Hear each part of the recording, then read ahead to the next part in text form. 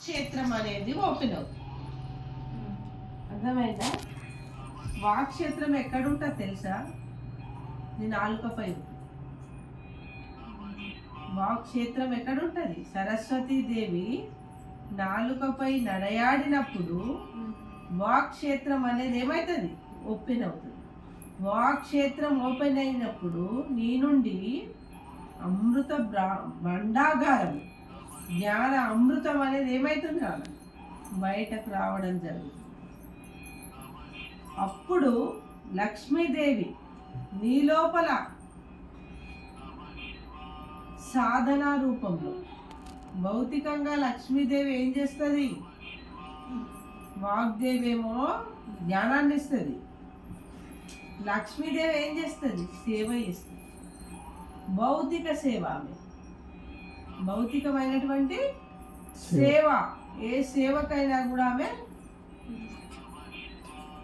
దూరంగా ఉండదు. ప్రతి ఒక్కరు కూడా నా బిడ్డలు అనుకుంటూ సేవ చేయడానికి ముందుకు వస్తుంది. ఎవరు? లక్ష్మీదేవి. మరి పార్వతీదేవి ఏం చేస్తుంది?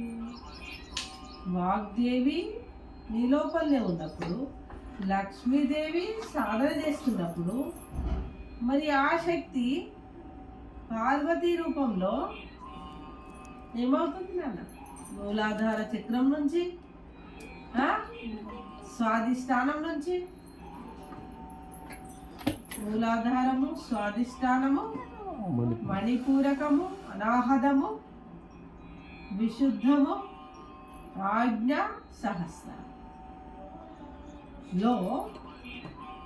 చాలా గొప్పనైన శక్తి రూపంలో ఆమె ఏం చేస్తుంది? ప్రయాణం చేస్తుంది. ఎవరు? శక్తి మాత. అంటే వాక్ అనేది నీ శుద్ధిగా ఉన్నప్పుడు సాధన అనేది ఆటోమేటిక్ నీ లోపల నుంచి బయటకు వచ్చేస్తుంది. అవి నా వాళ్ళు అనే భావన లేకుండా, స్వార్థ బుద్ధి లేకుండా ప్రతి ఒక్కరి మీద ఒక లక్ష్మీ సేవ సాధన అనేది అది పుడుతుంది లోపల.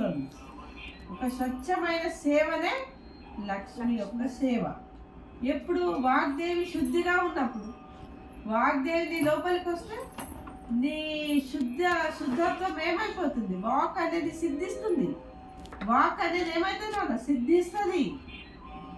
సిద్ధించినప్పుడు దానికి సత్యం అనేది తోడవుతుంది, లక్ష్మి అనేది తోడవుతుంది, శక్తి అనేది ఈ చక్రాల గుండా స్వచ్ఛమైన స్థితిలో ప్రయాణం అనేది జరుగుతుంది. జరిగినప్పుడు వికారాలు ఏమైపోతాయి? బయటకు మొత్తం వెళ్ళగొట్టబడతాయి. హర్షడ్ వర్గాలను మనం దాటుతాం. దాటినప్పుడు మనమే దేవత.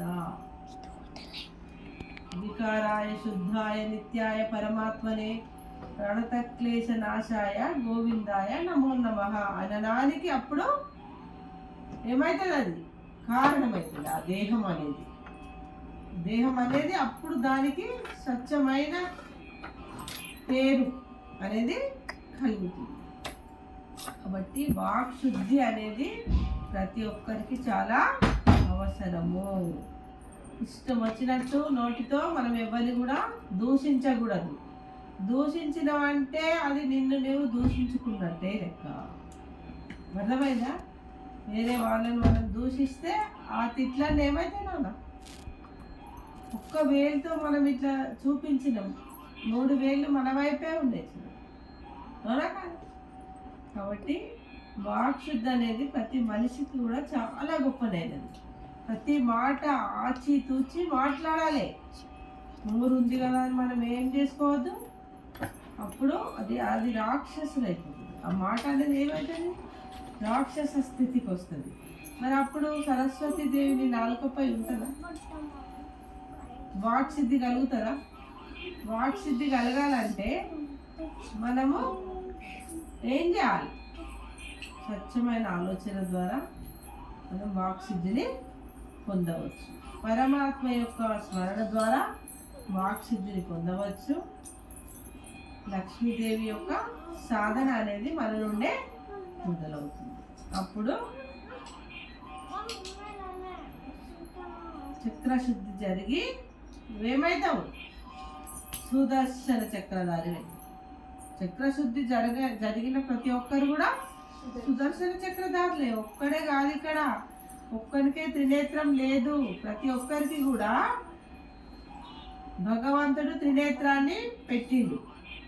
ఆ త్రినేత్రాన్ని, ఆ జ్ఞాన నేత్రాన్ని ఓపెన్ చేసేది ఎవరు? ఒక సద్గురువు. అంటే మనకి జ్ఞానము సద్గురువు ద్వారా ఏమవుతుంది? పరివర్తన అనేది నీ ఆత్మ జరుగుతుంది. జరిగినప్పుడు అదే విశ్వానికి నువ్వు సహాయం చేసినట్టు. నువ్వు కూర్చున్న దగ్గర కూడా ఆత్మ పరివర్తన పొందుతూ విశ్వ పరివర్తన చేయొచ్చు. కూర్చున్న దగ్గర పరమాత్ముడి స్మరణ ద్వారా కూడా విశ్వ పరివర్తన చేసే కెపాసిటీ ప్రతి ఆత్మలో ఉన్నది. ప్రతి మనిషిలో కూడా, ఏ మనిషి కూడా తక్కువ కాదు. ప్రతి మనిషిలో ఆత్మ అనే ఒక శక్తి చాలా గొప్పగా నిగూఢంగా దాగి ఉన్నది. దాని శక్తిని తెలుసుకుంటలేదు. దాని శక్తిని తెలుసుకోవాలంటే నిరంతరము పరమాత్ముని యొక్క చింతన, సత్య అన్వేషణ, ధ్యానం, జ్ఞానం